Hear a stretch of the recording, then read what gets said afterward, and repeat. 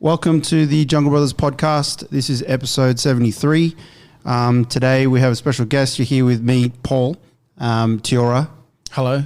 Joe's not here with us today, but we have Benny Higgs here he's a local guy from Matraville, Maroubra area. That's born it. and raised, right? Yep. And he's one of the founders of Rise Foundation. And last Saturday he came in and ran a mental health response workshop for some of us at the gym, the coaches and some members.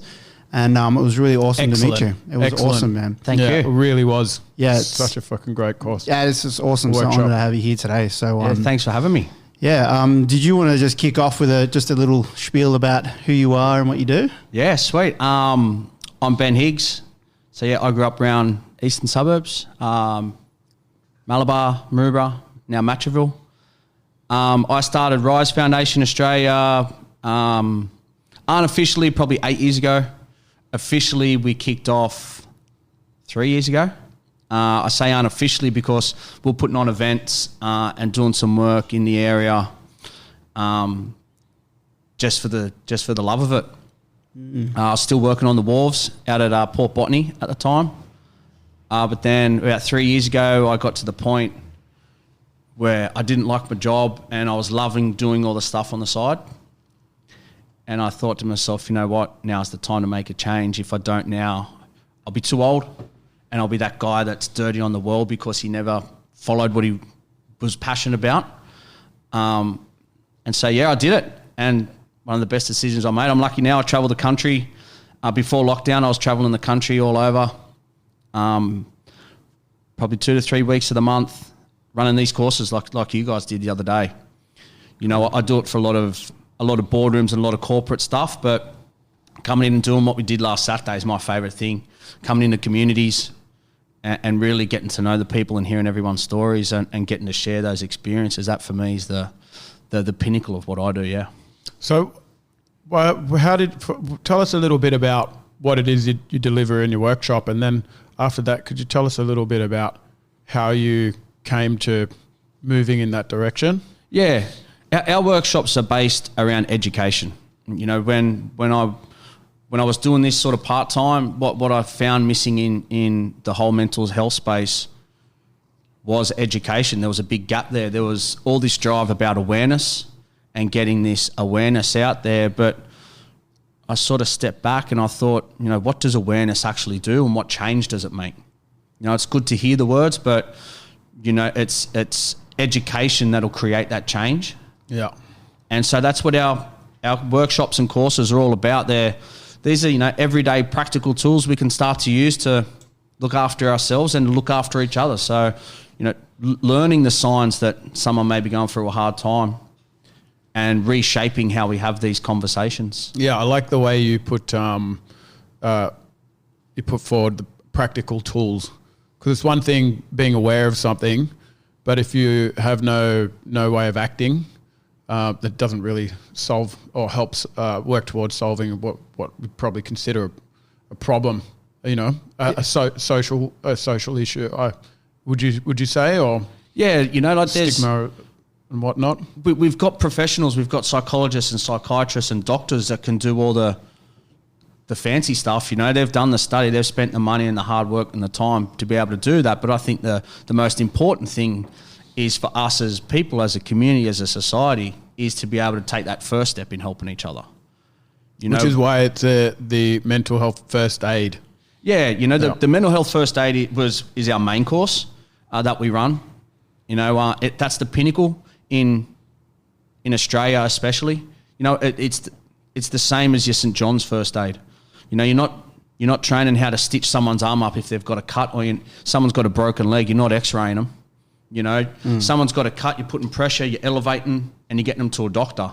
And what we teach in our courses is the same sort of thing, but just inside someone's head for someone's thoughts, feelings, or emotions, you know? So it's practical things we can start to do, whether it be just actually sitting there and listening, or encouraging someone to go and get help, or, you know, actually finding out what's going on and how we can help, which is, you know, what I've found over doing it for this long is the simplest approach is always the easiest, in just asking how can I help, you know, or what's wrong? Would you like my help? These simple questions that we think it's got to be complicated, but it doesn't have to be. And that's when I say everyday practical tools. It's because this is stuff we can all do. You know, we're all capable of it. So there's no reason we shouldn't be able to be confident and comfortable in doing it. Nice. How did you get to where you are now? Yeah. Where did it start? It started for me, I think it's about 9 years ago now. One of my best friends in the world was going through a hard time. And he was reaching out to me, looking to have a chat. And I never took his phone call. I actually brushed his phone call because I was too scared to take it. I didn't know what to say to him. I wasn't prepared for what he was going to say to me. I never called him back. I put it off because I was scared. And after everything I'd been through in my life, I still couldn't take it. And I say it because I've lived with mental illness all my life. I have type 2 bipolar. I've had suicide attempts. I've had, bad days. I've had good days. I'd been through a lot of shit myself, but I still wasn't prepared to take one of my best friend's phone calls. And about 2.5 weeks went by, and then I got a phone call that Rod was dead. Rod had taken his life. And that was something I don't know how to respond to that. Sorry. I didn't know either, Siri. Yeah, but, I sat with that really heavy for a while. And I'm not saying that my phone call was definitely going to save his life, but that's the thing. We don't know just how powerful and important and meaningful that conversation could be for someone. And after sitting with that for a while, I decided that I'd try and do something, make a bit of a change. And it started, we put on a concert at Coogee Bay Hotel. We raised some money for the Black Dog Institute. We just got a couple bands of guys that we knew played in bands and just tried to get everyone together. And it started there. What is the Black Dog Institute? Black Dog Institute is primarily a research facility up at Randwick Hospital. I consider them probably Australia's leading research facility in Australia. They do such good work around mental illness. Yeah, so we raised a bit of money for them. And then a couple of years, about 2 years later, lost another really good friend from the beach. And then me and another mate sat down and said, let's do something. And we're gonna run the city marathon and raise some money. And then we sort of thought,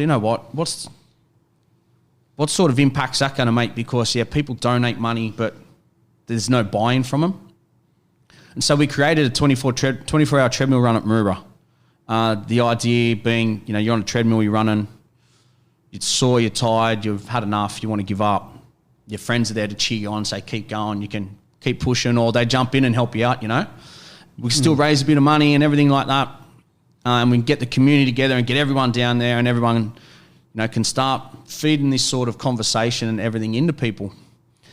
And luckily from where we grew up, we had guys like Rennie Matua and John Sutton, all these guys that play football, the Bondi lifeguards that we knew.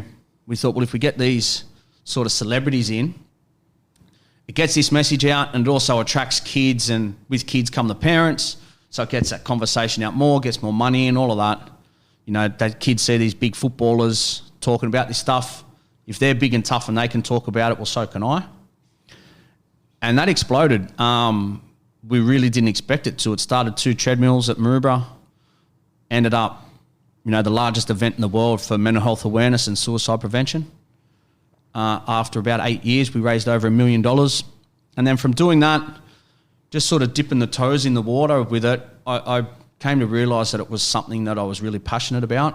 And it also gave me the opportunity to really explore myself. I was never someone that went to see a psychologist or really look inwards to myself. For me, I just drowned it out in drink and drugs, and just tried to smother it. Never really faced up to what I was dealing with. And then so from all that experience, it really struck me that it was something I was passionate about, and I could see that it was something that was affecting not just me and not just my mates and not just my community, but Australia-wide. Yeah, it's interesting that you said that you've mentioned 2 friends that you've lost. I'm guessing of many more just being in the industry that you're in, or doing what you're doing, I should say. Yeah. I know for myself, I've lost. Yeah, well, I know I've got a lot of mates that I've lost, and friends of friends that have lost to suicide as well. What are the stats like? Because it just seems like it's something that is quite prevalent, but not necessarily talked about. Yeah. You know, the most recent stats show that 1 in 5 Australians every year experience mental illness. Pardon me. That's just the diagnosed stats. That's just the reported stats, so it could be much larger.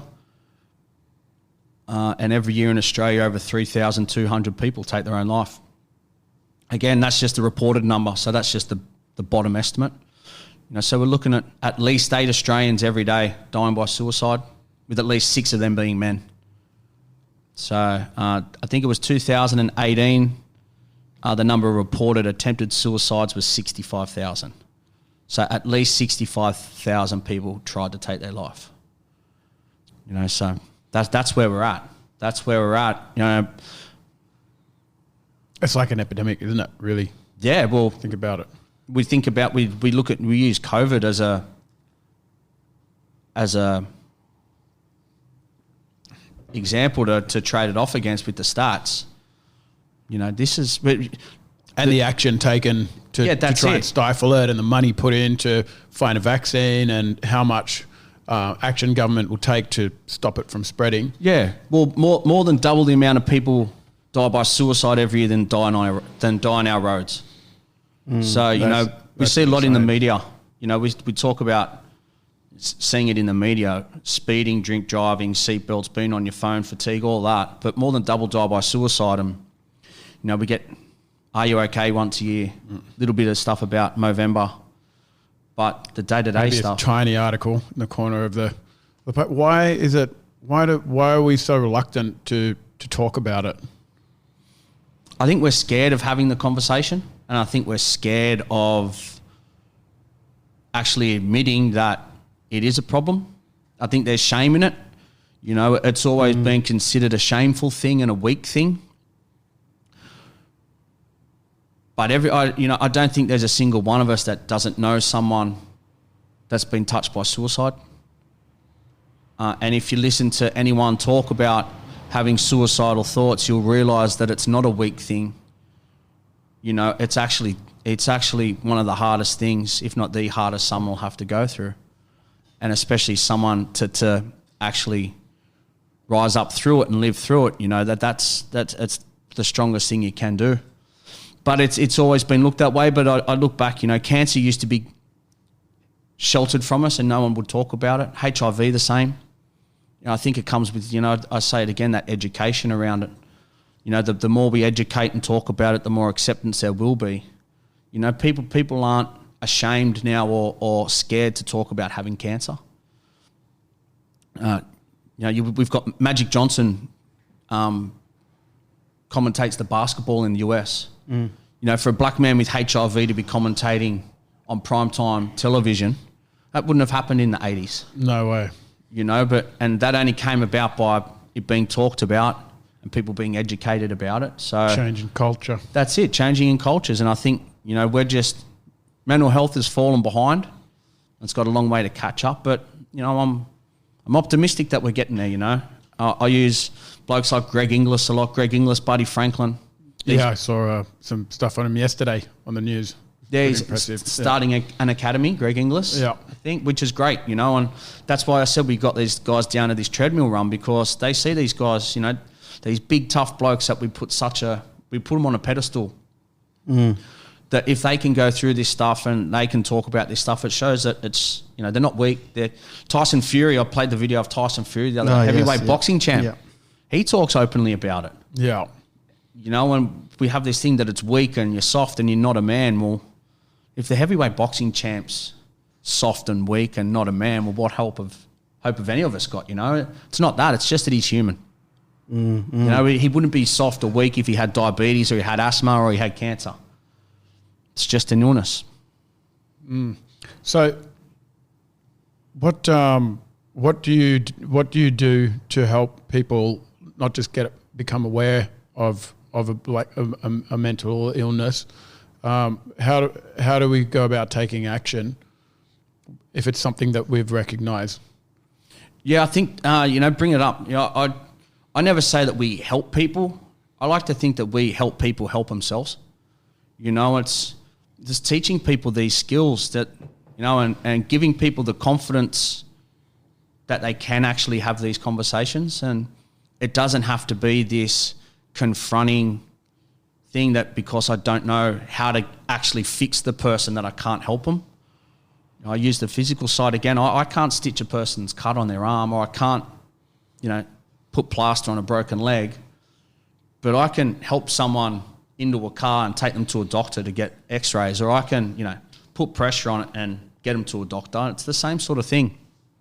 By having these conversations, pointing it out to the person, sometimes, we look at ourselves in the mirror and we don't sometimes see what's really going on, or that ego comes into play and we don't want to accept it. But especially it's someone that we love, trust and care for, actually points it out and says, hey, I've noticed these changes in you and I'm a bit worried. I care for you. How can I help?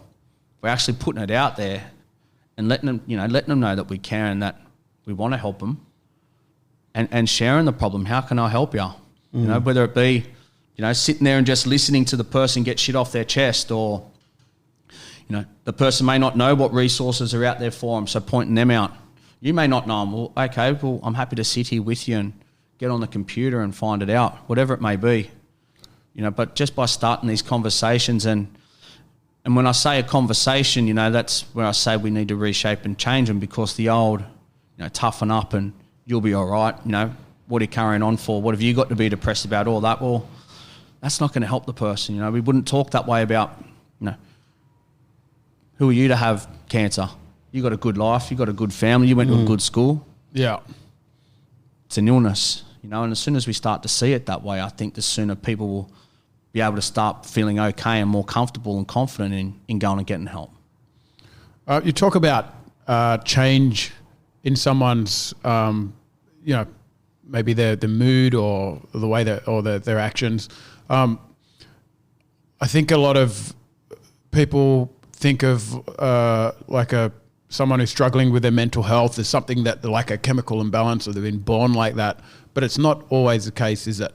Like no. Things can change like overnight just from... Yeah, but we hear the term mental health these days, and it does get thrown around a lot. And we only ever hear about it or think about it in the negative sense. So like you said, we hear the term, someone's got mental health. But it could just be something in their life that's going on. We've all had a bad day. We've all made mistakes. We've all, had things go wrong for us, missed out on the job we wanted, whatever it was, had an argument with our partner, whatever it may be, and we've all been in a bad mood. Well, that's poor mental health. You look at it now with COVID, someone may have lost their job, or they may be uncertain about their job, or the stress of being able to pay the mortgage, worried about getting sick, worried about not seeing family that live in Queensland or Victoria. All of these things, they impact our mental health, and these are the things that start to drag us down. Just like our physical health, where if someone's not eating well, or someone's drinking too much, or someone's not sleeping, they impact our physical health. Well, there's things that impact our mental health, and that's why we can help each other, and that's why I think it's so important that every one of us starts to have these conversations, because we've all been there.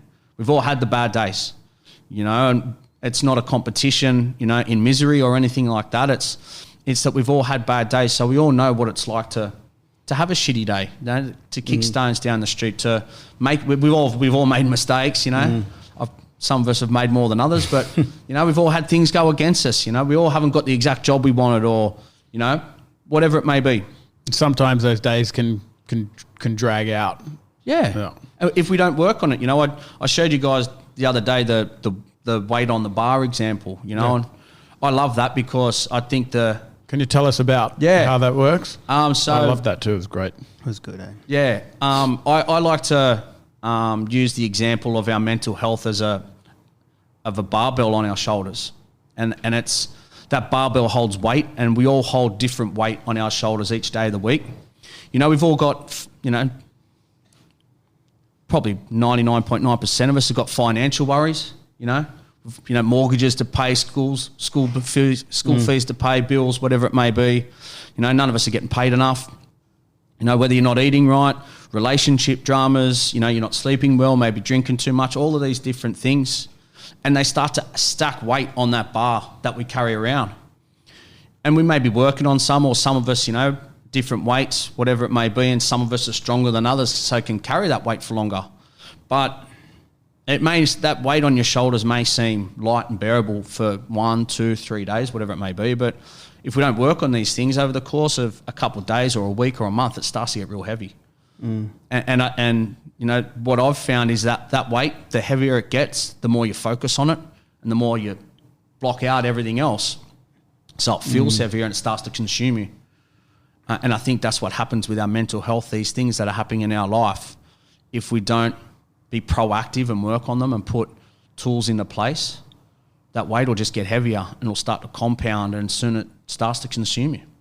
And that's what happens to, you know, over 3,000 people every year. It consumes them. You know, but we can put things into place. You know, we can, you know, exercise. I love doing it in gyms because this is the perfect place.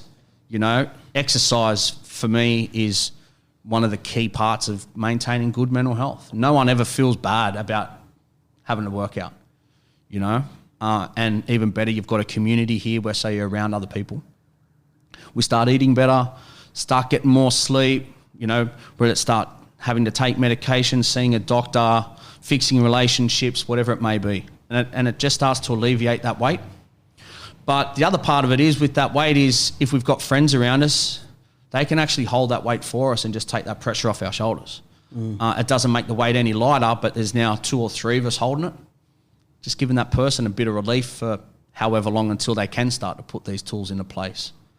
I love that weight analogy. You know, it was an easy one for us to come up with because we're pretty much, you know, in the gyms all the time. But I think it shows people just in black and white just how life gets. And then we can start to see on each other. So then we can start to actually understand what people are going through, because we actually all go through it. We can start to ask people these questions, use our own life experience and find out, start to dig a bit deeper. Yeah, start, you know, and that's where that empathy comes from. You know, instead of looking down on someone with sympathy, we're looking eye to eye with empathy. You know, I may not experience exactly what you've gone through, but I've been through shit myself. This is what I did. What's going to work for you? It was when we first met you on the beach. You were talking about. You asked me when was the last time you had to use your first aid, because first aid we have to have our registered first aid certificate as a coach in any gym. Yep. And it's by law. And you asked me, when was the last time you used your first aid certificate? Like, all the tools for first aid certificate. I can't. I mean, I think we got a bit of ice from the freezer over the last couple of years. That's kind of Here it. and there. And wrapped up a few things. And JB Games, trip to the hospital with a broken finger, and the other one was an ambulance that we just called and they came to the gym. But it wasn't. We didn't actually do a hell of a lot, and they were few and far between. And then you asked me when was the last time someone came into the gym having a bad day, and I was like, I just had probably about 10 people flash into my mind from like the last week, 24 hours. Yeah. And it was a bit of a revelation, because I was thinking, holy shit, like and they're coming to me, and because you asked them, hey, how you doing? and it's that third space. It's where people are coming, where they feel safe to talk about things, and obviously have a relationship, an intimate relationship with your members. If you're running a community-style gym like ours, and people open up, you know, and then you kind of think, we've always had this approach where it's like, oh, well, I'm talking on behalf of the fitness industry as a whole. Don't step out of your credentials. You know what I mean? So, you know, you can listen, but you got to let people know that there's like a barrier there, and if they need to speak to someone more qualified, than to go to them, kind of thing. And I think after we did the workshop, I realized that there's a lot more that I can be doing just to work, help those people get into a better headspace, you know? Yeah. And it's when you started pulling the weights off, I realize how much of a space like this can actually be a place of healing, you know? Yeah, 100%. And maybe they don't have to go down the path. Like if you can get it early, it doesn't get worse and worse and worse to the point where they may have to go on medication at one stage. And it's not that I'm adverse to people going on medication. It's important as part of the process for anything. I mean, if it gets to that stage. Yep. But that preventative approach, rather than waiting till you have to have a cure, it's good to know that you can play a role in helping somebody get back onto their feet before things can get worse. Yeah, you know what?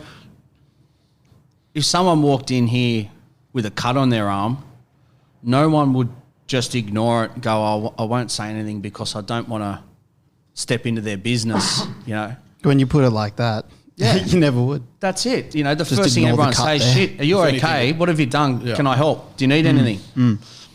But as soon as we see people come in and, you know, they're a bit down, they're not themselves or whatever it is, we all of a sudden we shy away a bit because we think, oh, I don't want to, you know, step into their business, or I don't know how to fix them. Sometimes it's harder to see as well. Yeah. And that's part of it, you know, understanding the signs that we can look for. And that's what we went through. Yeah. But I think, you know, because we're not taught this stuff as kids or anything in school, we're taught about cuts and someone bumps their head against the wall and everything like that. The physical stuff, so we're more comfortable with it because, you know, we've had it indoctrined into us all the time. But if we look at mental health on the mental side of things the same way we do as physical, we can all jump in and help that person. Asking that person, are they okay? Do they want to have a chat out the front before they start? Well, that, for me, that's the same as asking if they need a Band-Aid for that little cut. You know, it's not going to fix the cut, but it's going to help them for now to get through to it, you know, and that conversation may not fix them now, but it may help them later on or point them in the direction. You never know.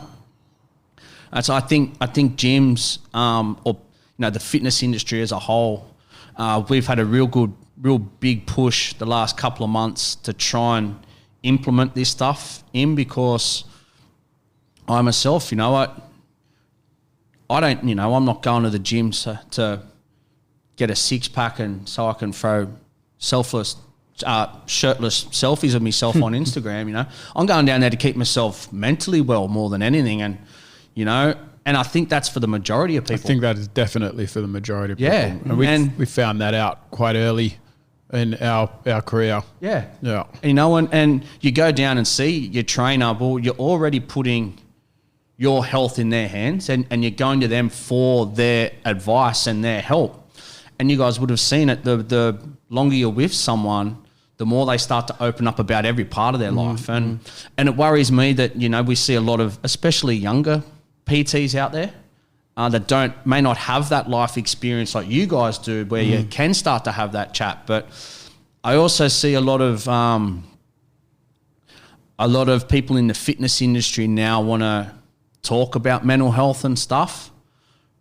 But I also see a lot of the same people with no real training or anything in it. And I'm not saying everybody has to have this certificate or that, but I see these same people would never go and get trained by a trainer that didn't have a qualification. It's that education piece you're talking about. Yeah, you know, and it's a step beyond awareness. Yeah, and it's just refining a few things. We talked a lot the other day about, you know, language, you know, and just how much our language can actually impact that conversation. And I use the example, you know, someone coming in and wanting to do deadlifts. Anyone can come in and pick up a bar, you know, but are they going to be doing it correctly and safely so that they don't hurt themselves? Maybe not.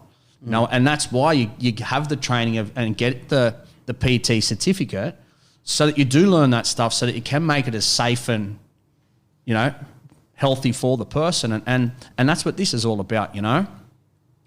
A lot of the stuff we teach, and you guys would have seen it the other day, was, you know, I see it in people's face all the time. People sit and go, well, I already knew that. And it's, yeah, but I'm cementing it into you so that you've got the confidence that actually I am on the right path here. I can do this because, you know, it's been backed up that I'm doing the right thing, you know. And I think that's what gives us that confidence. And if we're confident in talking to someone, that flows into them. And to elaborate on that, there's science behind what you teach, and I think that's what I loved about the course most was that it was backed up by the statistics. There were studies done, and you had all the answers in those areas, which I really appreciated.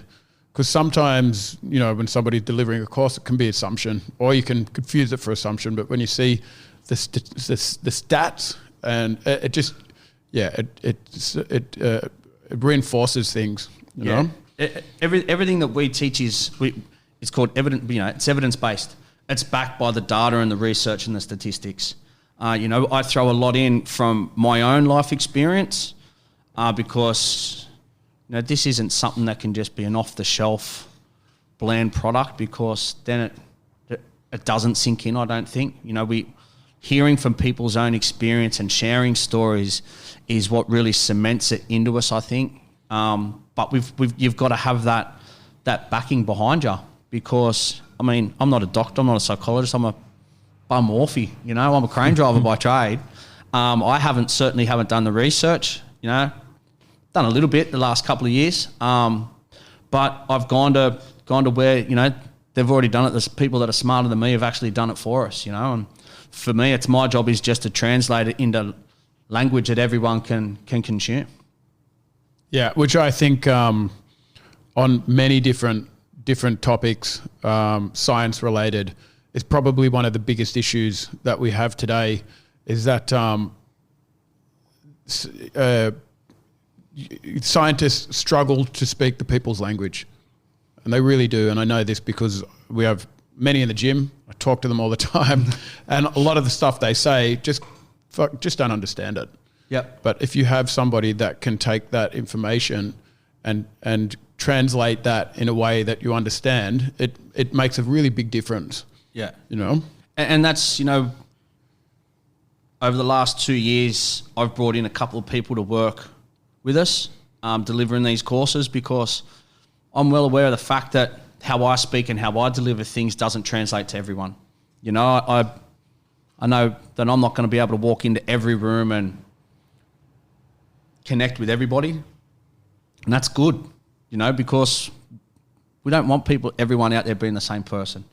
So we've brought a couple of different people in now that do this stuff for us, because we want that.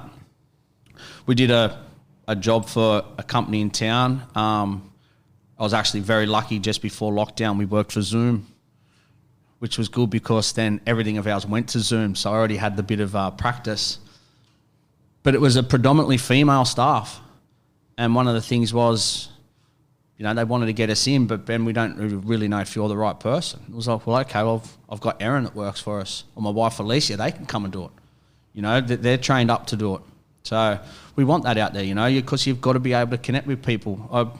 There's a really good thing I saw online the other day is that, the conversations are well and good, but if the person doesn't understand what you're saying, you're talking to a wall. Yeah. It's not about the conversation. It's actually about the message getting across. And that's what we need. We need to be able to talk to each other like people, as I said, on the same level as people, so that we can learn this. So before we had you booked in, like a week. What was it, Paul? Like I can't remember. It was the week before lockdown. Week before lockdown. It was about that. And there was there was wind of COVID, and it was kind of in Italy, and it was all going pretty pear-shaped overseas. Yep. And then it literally hit us within the week, and we were booked in, and we're like, yeah, we're booked. And then we were like, okay, no, maybe hold off. And then we were like, no, we're booked.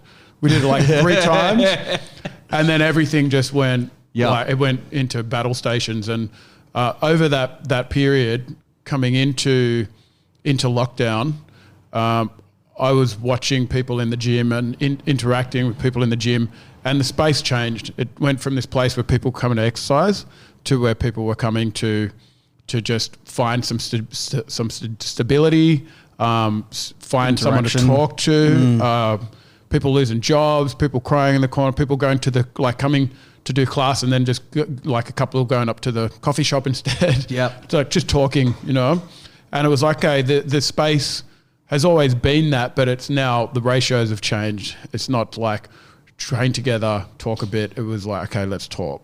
And it became that space. And I remember thinking to myself, okay, we've had to postpone the workshop.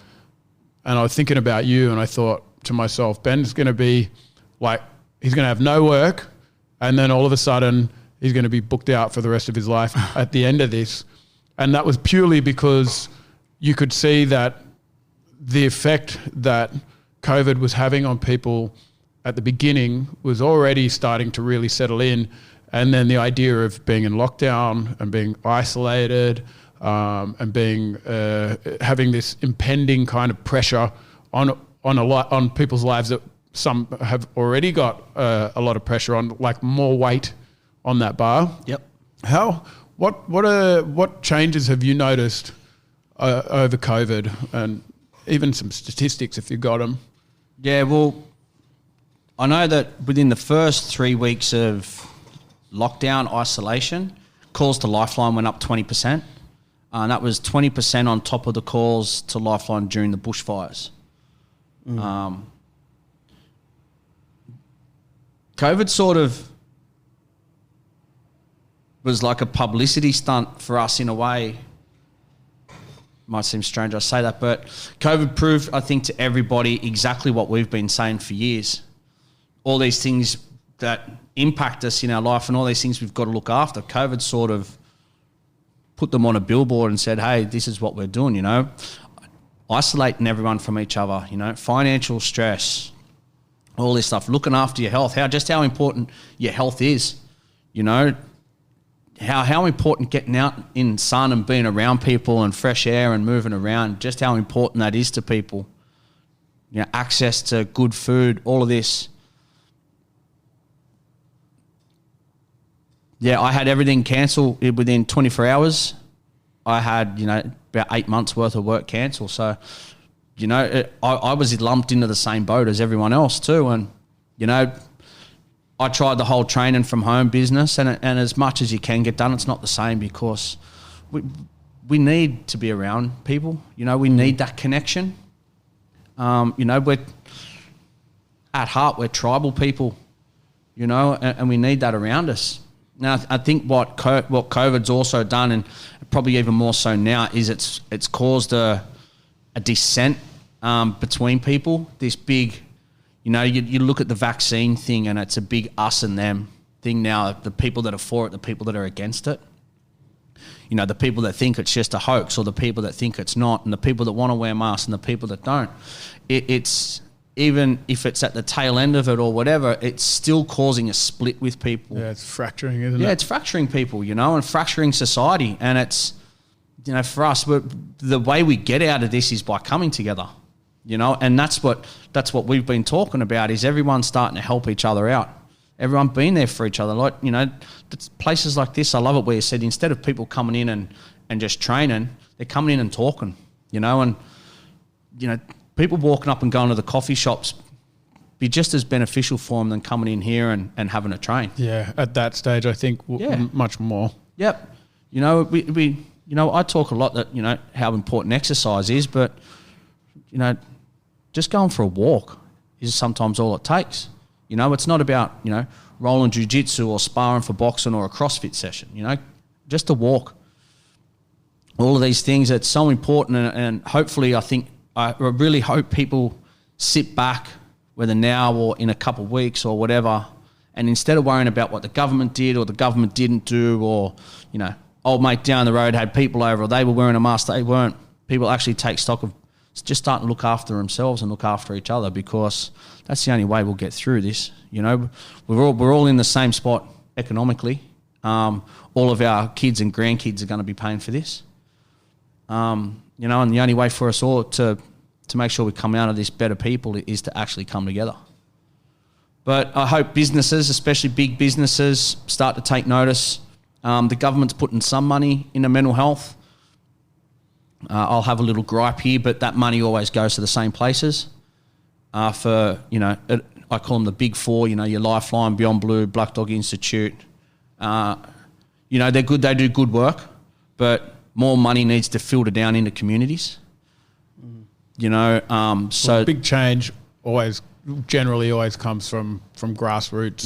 Yep. I like to say that revolutions start in the streets, and that's why, you know, I was stoked that, you know, even though you guys had to cancel back at the start, as soon as we were allowed back sort of face to face, we were straight in here and did it. You know, you guys actually took it on for the benefit of your community here, and I think that's what more people need to do. There's plenty of people out there doing this stuff, and the more we get it out there, the better. You know, I say big businesses, they're good because, you know, I work a lot in mining and stuff, and I can charge them money to go out and do this stuff, which then allows me to actually go back into communities like my own and do stuff for as little money or no money as possible, you know, because, you know, people that are in this game, if they're in it to get rich and famous, they're in the wrong business, you know. People that are in it for the right reasons are in it to make a change, and so they will give back. But, you know, we do need some help. You know, I've got to pay bills just like everyone else. I've got a mortgage. I've got 2 kids. You know, I hopefully I can charge the big companies because they're still making money. They're still digging up our ground. And it obviously, I mean, look, big companies, you know, there's always that, and I don't know if it's a facade or not because I've never worked in one, but I'm guessing there's monetary value behind having your staff mentally healthy and happy and motivated. And would I be wrong in saying that? No, completely right. The Australian Institute of Workplace Health and Safety, I don't know how I remember that. They did a study. They showed that for every $1 invested in mental well-being is a $4 return in productivity. So that's enormous. It's huge. Yeah. You know, for every $1, they're getting $4 back. You know, how do you come up with that kind of math? Quite complicated. People much smarter than me. That's what I said. I rely on the people that are smarter to come up with this stuff. Yeah. But that's the data. You know, so for any business, you know, big or small, that's thinking maybe what can they do? So if that's what you can gain back from taking action, I'm guessing the inaction is costing. Yeah, you'd think so. You'd think on the other side. I look at it. You know, if your staff are happy and healthy, they're going to be productive. You know, I worked for a big company on the wharves. You know, if we ever thought that, you know, the company was looking after us and everyone was happy there, and, you know, you're getting what you need out of the place, you're more productive when you go in there. You've got staff coming in that are sick, that are unhappy, that want to take days off, that don't really feel like doing much. Where's your business going to go? That's right. And then taking days off, burnout, and yep. You got stats on that? Yeah, so, well, burnout's now considered a mental illness. What was it, 2017, mental illness and poor mental health cost the Australian economy $13 billion in lost productivity. You know, so that's a lot of $13 money. billion. That's big bucks. That's big bucks, you know. $13 billion could train every single person in this country. Yeah. You know, probably twice over, you know. And save lives. And make people happy. Yeah. And all the other amazing benefits they're going to get from it. We spend so much money and so much focus on physical first aid, which is good, it's needed. But like you said, how often do you use that? You know, when this sort of stuff, you're using it multiple times a day, because it's all about having a conversation with someone and creating a connection with someone. And even if it's not someone that's unwell, now in business, you know, actually proving to the person that you're dealing with in business that you're actually listening to them and actually there with them and not just hearing what they're saying, but concentrating on something else. It goes a long way. You know, your staff, letting your staff know you care for them, your customers, letting you know that you care for them and you're trying to help them do everything you can. You know, there's no downside to doing it. There's only positives.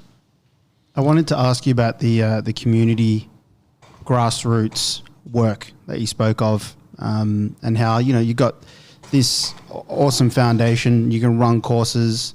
You go out there to businesses, companies, and whatever. Allows you more time to do stuff in your local area and stuff. What does that kind of look like? Is that and I guess that's more part of just spreading awareness in your in your area via events, or is it raising money, or what does that look like? Yeah, it's a bit of both. We started off with events, doing the treadmill run, the concerts.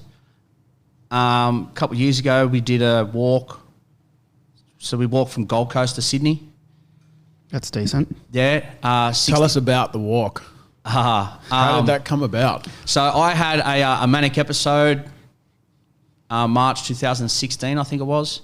Put my shoes on one morning. Can you tell us what a manic episode is? So with bipolar, I live on a higher range of emotions, thoughts, feelings than most people. So a manic episode was always really high in my feelings and emotions.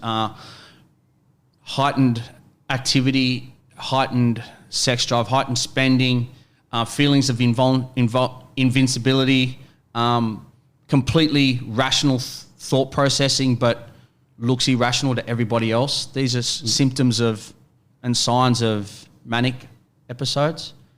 I put my shoes on and started walking to Queensland. So I was living at Matraville, and it was just normal for me that day that's what I was going to do.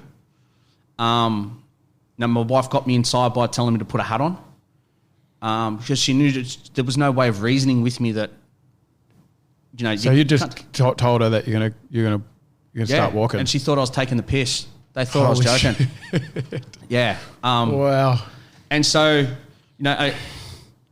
she rang a good mate of mine and told him, and then, things settled down over the course of a couple of days. And then about a week or so later, he rang me. He said, "Do you still want to do it?"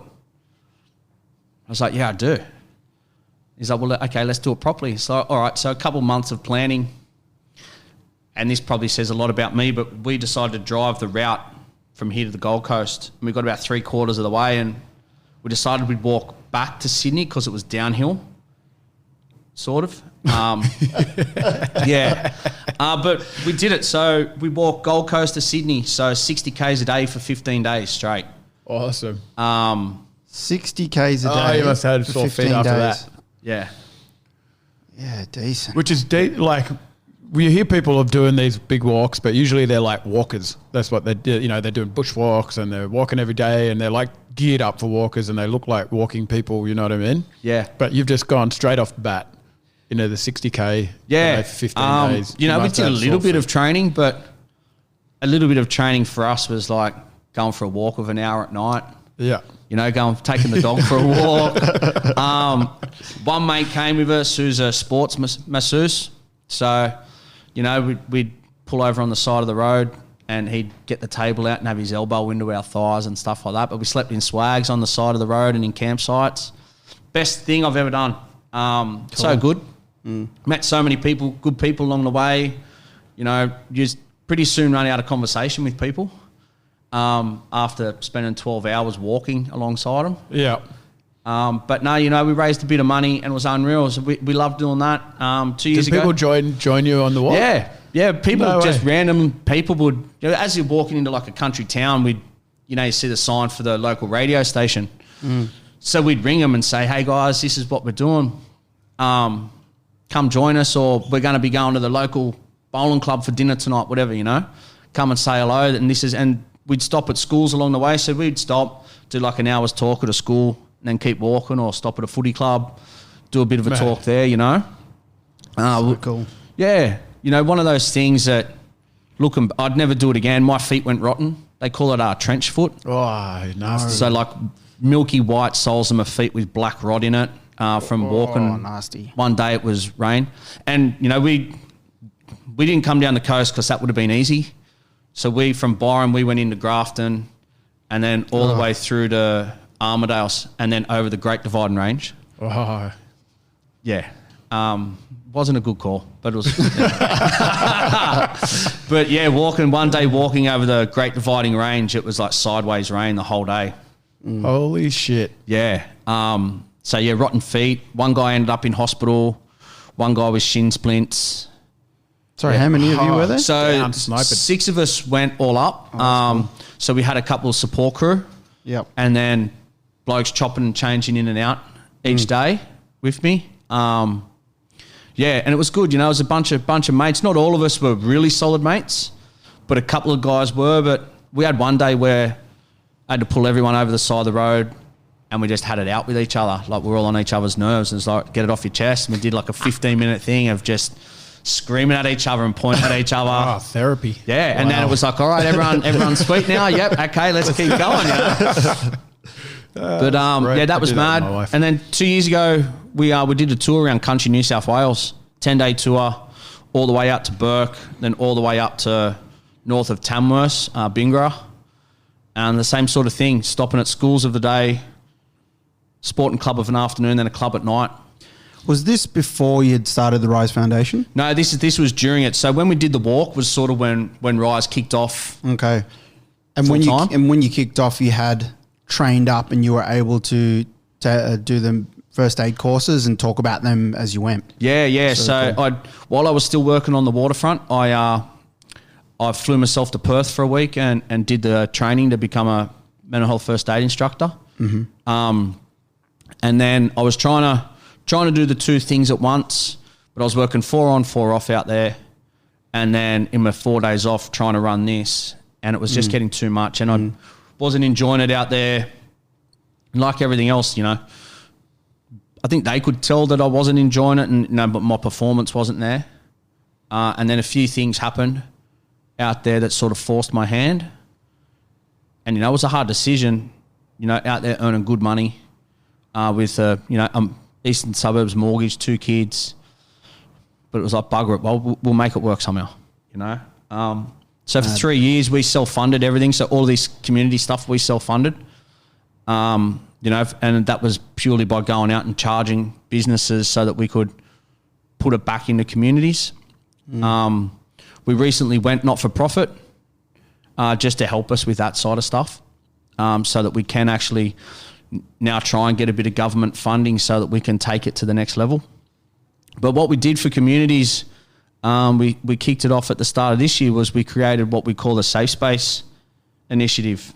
What I wanted to do was there's a sticker still on the window of my house from when we bought it, the old Neighbourhood Watch sticker. Yeah. And so every day I'd walk in and look at this sticker, and remember back when we were kids that the Neighbourhood Watch thing was big, and so it was if you're walking home or you knew that scared. logo, didn't you? Yeah, and someone was following you or something. Yeah. You knew you could go to this safe house. That was when there was crime in Sydney. Yeah. Back in the day. Yeah, when Sydney was real dangerous. And I thought, you know what? We need to go back to that as a community, as being able to know that we can call into somewhere. And so we created the Safe Space program where we train businesses up in our courses. So we train the staff. And they become a safe space so that people in that area that are going through a hard time, just need a chat, lonely, whatever it may be, need some guidance, whatever. They see the symbol, they see that sticker like we used to see on the front of a house, and they can go there. So we've trained a couple of gyms up at the moment. We've got a few cafes. We've got a couple of barber shops and tattoo shops on the way. And I'd like to congratulate you guys, because you guys did the training last weekend to become the next Safe Space. Oh, man. Yes. Yeah. So I've got the pack here, and what we do is... Oh, this is awesome. Yeah. So each business gets a pack. So, stickers for the front, all that sort of stuff, cards to have in here that people can take that have got resources, phone lines, websites, apps, all of that on it. All the crisis lines, plus a little safe action plan. So just a little couple of cue prompts for people in how to have that conversation. And also when there's a few resource sheets, so other sheets with the crisis lines, stuff on online bullying, all that sort of stuff. I've taken stuff from Lifeline and all the other services out there. And that's there for you guys and for your members so that when they come in, they know it's there. Yep, that's the pack right there. Awesome. Oh, we need to make like a proper outdoor plaque, I reckon. Yeah. Of the logo and that. Yeah. That would be sick. That's the sticker there? That's it there. So there's one in there. And what we like to do is encourage businesses, so say if it's a coffee shop, they have like a tin on the counter. And if people, instead of a tip jar, people want to put money in there.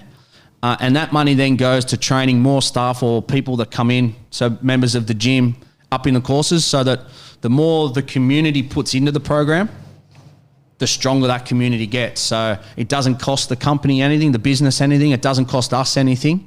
It's the community funding it for themselves. So the more the community buys into it, the stronger that community gets. Oh, I love it. It's unreal. Yeah, I mean, we did the course last week, and it was a good day. And then the bunnies were playing. Yep, and they won. And they won. They did good. And so, you know, we knew you were coming here for the podcast the following week. So I definitely wanted to have this conversation with you. You know, what do we do from here as a business? Yep. And how can we help, and how can we continue to spread the message? This is unreal. This is a step in that direction. Resources. Somehow I'd love to get more people in the gym doing the courses. And, you know, I speak with Joe and T about, you know. Definitely something like a quarterly or something like that. We'd love to. Not just the once. Yeah. And then also, wanting to be a space where you can come and teach the courses. Because I know that you're quite mobile. You go out to places, but there's no HQ, so to speak. And not yet. Yeah.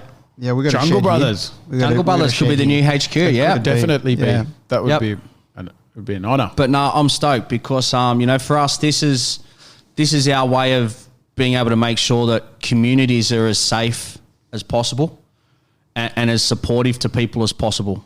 And you know, people will know that they can come here, and it shows people that you guys care as well. That you guys aren't just here to take their money and teach them how to throw weights around, that you're actually here to make sure that they're as safe, healthy and happy as possible as well, and that you guys actually want to make this community exactly what it's called, a community. That's right. Make a difference. Yep, that's it. It's quite a powerful thing you're doing. Have you ever thought about how much impact you're capable of making in this area? Yes and no. You know, I look at will sound weird, but I'm a bit selfish in that I actually think I get just as much from this as what people do from what we do, because you know, I'm that kid that I wish this had been there when I was young. You know, I've lost friends. You know, I shouldn't be here myself. You know, I look at kids in schools that they get. Kids with asthma, diabetes, they get all the help, care, assistance, education, acceptance that they need to make sure that they're as healthy as possible. And kids with mental illness don't get it. You know, a kid like me growing up with bipolar, or, you know, we're just expected to make it up, and it doesn't work. And when I go out and I get to meet people and hear their stories, and people leave these courses and workshops and I can see that look of empowerment on them, I get so much from that. That's, you know, as I say, I'm not here to get famous and wealthy out of it. I know that's not going to happen, you know. Never know. Oh, my wife's resigned for the fact that we're never going to have the big house and that, but we don't need it, you know. We're pretty simple people, you know. Like 2 years ago, I shouted myself a $10,000 secondhand Hilux, and for me, like I went big time and got the V6 model, you know. Like, but that's you know, that's sort of us, you know. We don't want that, you know. For me, it's making sure that my kids grow up not having to go through what I went through, and that their mates don't go through what my mates went through, you know. And for me, that's the pay. That's the pay. And I get to see people, you know. Sometimes you hear a lot of people's, you know, hard luck stories and hear about the bad times. And, you know, it's taken a long time to train myself in how to handle that, you know. And I just have to make, you know, I'm lucky. I get to have a couple of counselling sessions a week, because I get to stand up like I did last Saturday and just spew out whatever I want, you know. And so it's good. I get that outlet. I've got the tools handy to myself to look after myself. A friend of mine that's not here with us anymore, Sam, used to always say he was a mechanic with a shit car. Sam was a great tattooist but had really bad tattoos. And so he called himself a mechanic with a shit car, you know. And I use that term a lot because, you know, I quite easily fall into bad habits and fall into those bad headspaces. But, you know, I'm lucky in that I do have the tools around me. And, you know, so it's good to see, you know, if I see someone with a sticker on the back of their car or they've got a T-shirt or something on around the area, I get a little bit chuffed, you know. Or I hear from someone that this or that helped them, or, you know, I get a lot of emails or phone calls back, hey, you know, I did the course and a couple of days later or a week later, whatever, I had a chat to my mate and it really helped him. That's, you know, it's magic, you know. You can't put a price on that. And I'm sure you guys see the same sort of thing when you see, you know, people that come in here actually start to kick goals, you know. Yeah. And that's better than any money that they give you. Oh yeah, and it's, I think to be honest, the thing we get the biggest kick out of is watching people's personality change. That same feeling of empowerment, that introvert to a little bit of extrovert, like these changes and these social changes in individuals, people that never had a smile on their face, you know, having a smile on their face, individuals that might not have been interacting and now making friends, like this stuff we get a massive buzz from, and it's all very relative to what you're doing. So yep. We're in the same sort of job. Yeah. You know, you guys are just looking after one part of the body and I'm trying to help people look after another, you know. And it's all connected. That's it. Yeah. Yep. And you know, you guys are doing part of the job as well that I do. It's, as we've talked about, people are coming in here not just to rip their shirts off for a selfie, it's to feel better about themselves, you know, and it all comes into one. It's great. Mate, I think you're going from strength to strength, and I wouldn't be surprised if you did become famous. You're on telly one day. Haven't got the head for it, I don't think. Pretty well standing up in front of our crowd. No, I've got a couple of better looking girls that work for us with us that can take that part than me. It's worked out funny when we started all the treadmill runs. The guy I was doing it with, Azamore, we worked perfectly together because he loved being in front of the camera and I preferred being behind it. So I've fallen into the sort of spokesperson, face of it role by accident. But I'll just keep the seat warm till someone comes along and has a better job. You might be stuck there, man. God help us.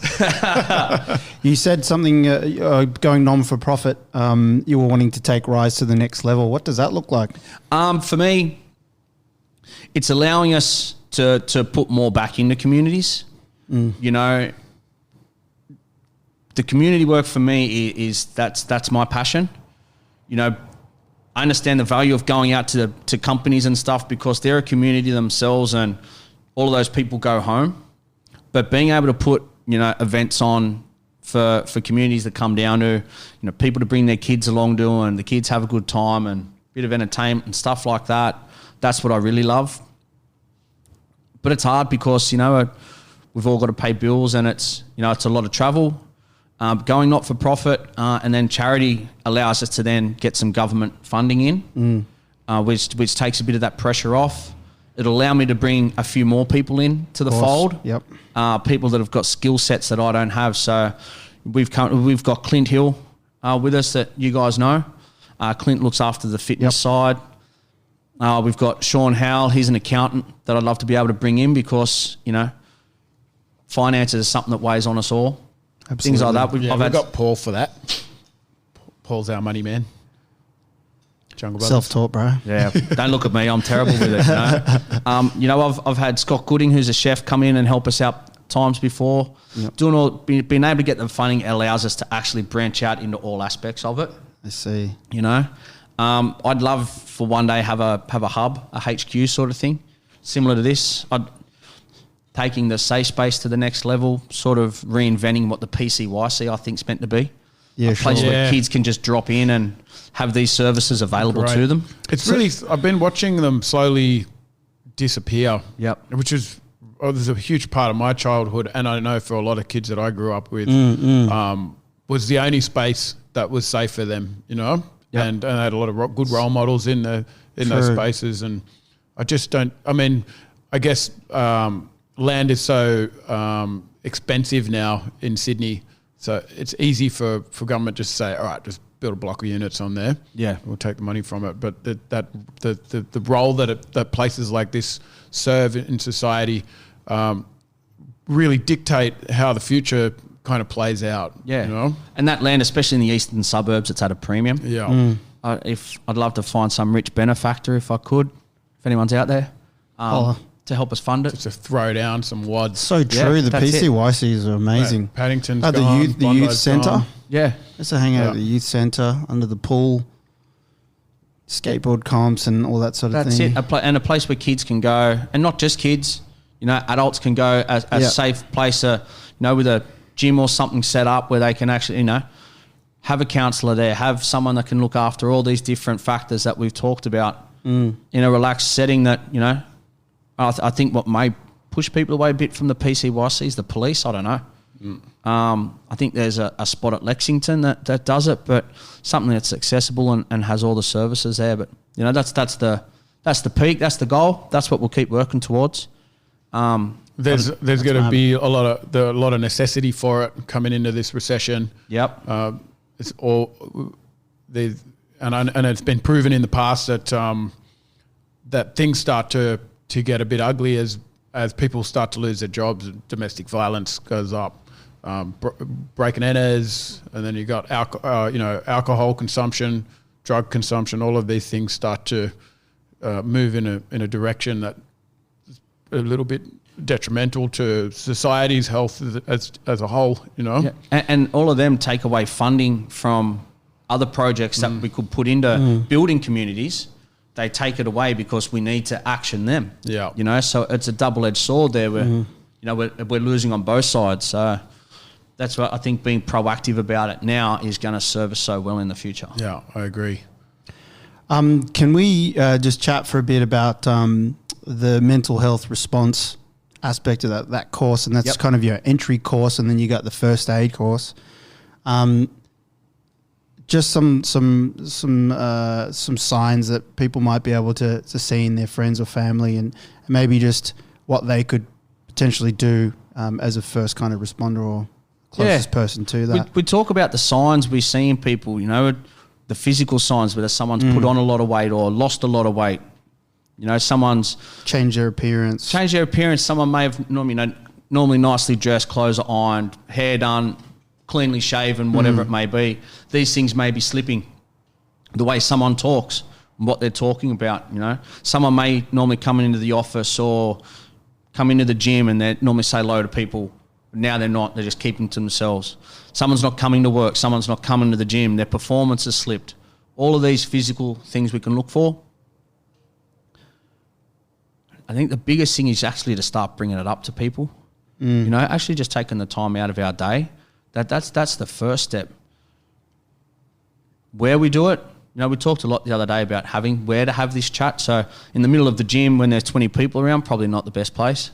You know, middle of the schoolyard when every other kid's around, or on the bus or on the train, probably not the best place while there's all these people around. But, you know, maybe saying to the person, hey, I've noticed this. I'm a little bit worried. Do you want to have a coffee later on or go for a walk later on? And letting the person know if now's not the time, you know, here's my number, give me a call.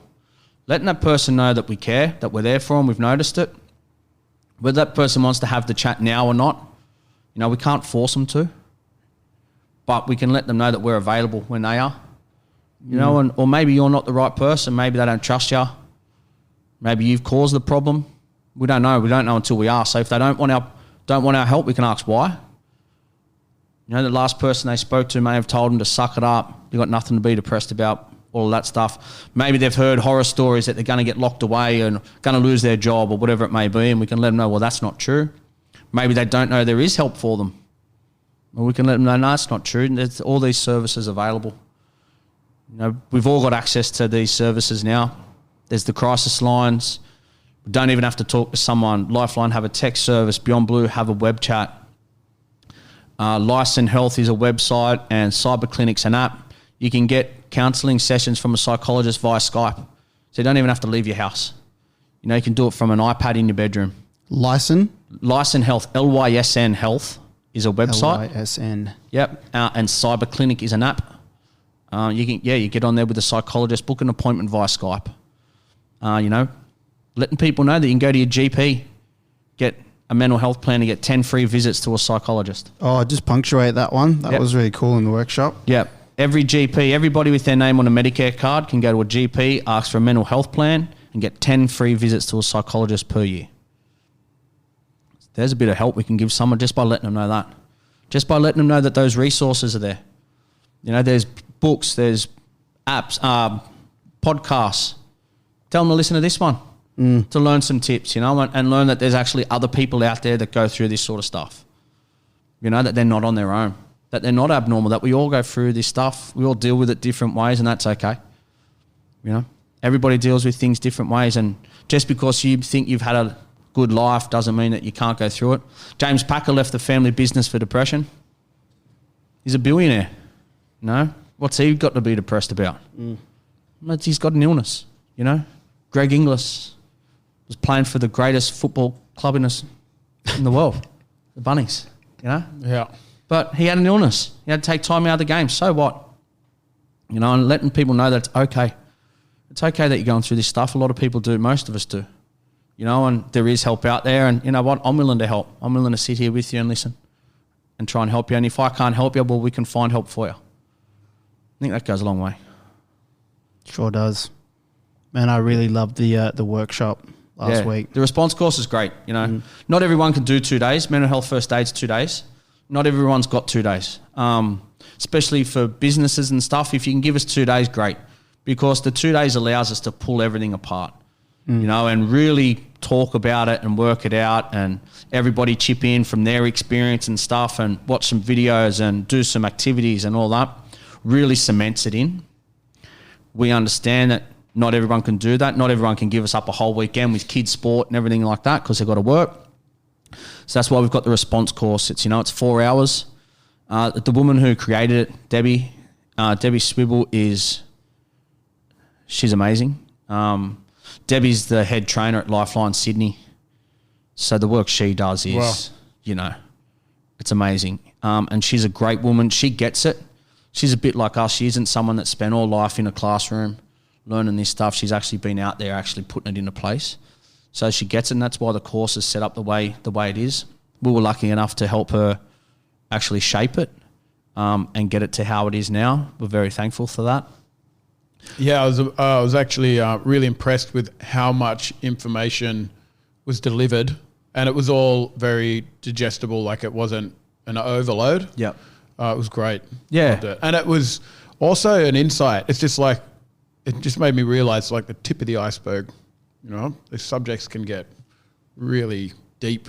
Yeah. Complex. And, you know, for all of us, it doesn't have to be No. too technical or deep, you know. It's, you know, as long as we actually understand the base of it, so that we've got that confidence when we're talking to someone, actually, you know what, I know what I'm talking about here. And so that's why I think the 4 hours is good. I think all of us can really keep, you know, 4 hours, you know, with a bit of a break in between. And you guys would have seen it's pretty relaxed. Everyone was on mats and rolling around on foam rollers and stuff, and eating, having a drink as we go, because what we talk about can get uncomfortable. So we want people to be as comfortable as possible, you know. It's one of the first times I've actually done it with shoes on. So there you go. Yeah, okay. Yeah, but it was good being back face to face, I tell you. You know, we've been doing it on Zoom and stuff like that for the last couple of months, which is good. It gets it out there. But you can't beat person to person, because you get to feel that emotion and share in the room. And I love that sort of stuff, because I said to you guys, I learn from that room as much as you guys do from me. Yeah, I every time there was a different topic brought up, whether it was anxiety or depression or suicide, or it was interesting how the room would respond, and you could almost tell how many people had experienced these particular, you know, topics firsthand. And it was pretty much the whole room at it, not necessarily at any one point, but at some point, someone had some form of experience in these areas. Yeah. Which was it wasn't surprising, but it was pretty sobering. Yeah, and I think that showed the importance of it, and it helps cement it in that these are people you see all the time. You know, That's right. And I to see never that talked we've all about got shared experience in it. Yeah. Never had those conversations, and I'm working with them every day. Yep. I'm seeing them on a regular basis. Totally. It was great. Loved it. Loved it, man. Love doing it. Yeah. Well, we'll probably wrap it up there for today. Unreal. I guess I'll just ask you maybe to let people know where they can find out more about the courses. Yep. And then and about Rise, and then maybe just could you repeat like a couple of those resources, those main ones that you'd say is really go to for someone who's having an issue or a first responder type thing? Yeah, so our website is therisefoundation.net. We've got all the information on our courses and stuff there. Instagram is Rise Foundation Aust, AUST. Facebook is Rise Foundation Australia. Got it. Yeah. I'm still not on Twitter. I'm scared of Twitter. But yeah, the resources, all our info's there, and you can contact us through there to get more. The resources, first step for me, always GP. You know, go to the GP, ask for a mental health plan, get your referrals. If it's crisis, Lifeline, Beyond Blue, Men's Helpline, all of them. The app is Cyber Clinic. The website's Lyson Health. They're amazing. You can get on and see check out the person or the professionals, pick which one you like, which one you think would suit you, and book an appointment via Skype, so you don't even have to leave the house, The Lifeline text line is open 6 p.m. till midnight. So if actually talking to someone is holding you back, just texting, and Beyond Blue's got the web chat. There's going to be a few other gym owners and members of gyms that listen to our podcast. If you are listening, you got to get onto these guys because they are amazing. And for anyone that's accredited with Fitness Australia, we've just had the course accredited with Fitness Australia for CEC points. So there you go. PTs Finally, and everyone with some meaning behind it. Yeah, and I think it's 5 points. So you do the course, you can get 5 points, and it goes towards your accreditation each year. And like you guys have said, this is stuff you're going to use every day, not just maybe here and there. Absolutely. Man, thanks so much for coming on. Thank you, guys. It was awesome to have you. Love to have you again sometime. Whenever. Always happy to come. Look, we got the Safe Space accreditation, would you say? Yeah. We are registered. We're a safe space. So proud of that, man. I reckon that's so awesome, and I look forward to maintaining a relationship with you. We'll keep it going for sure. For sure. Thanks, guys. Thanks to all the listeners out there. You heard all the resources, the contact places for Rise Foundation, for Jungle Brothers here. It's junglebrothers.com. Reach out to us if you need help with training or whatever else. Cool. We'll talk to you guys next week. See ya. See ya. Thank you.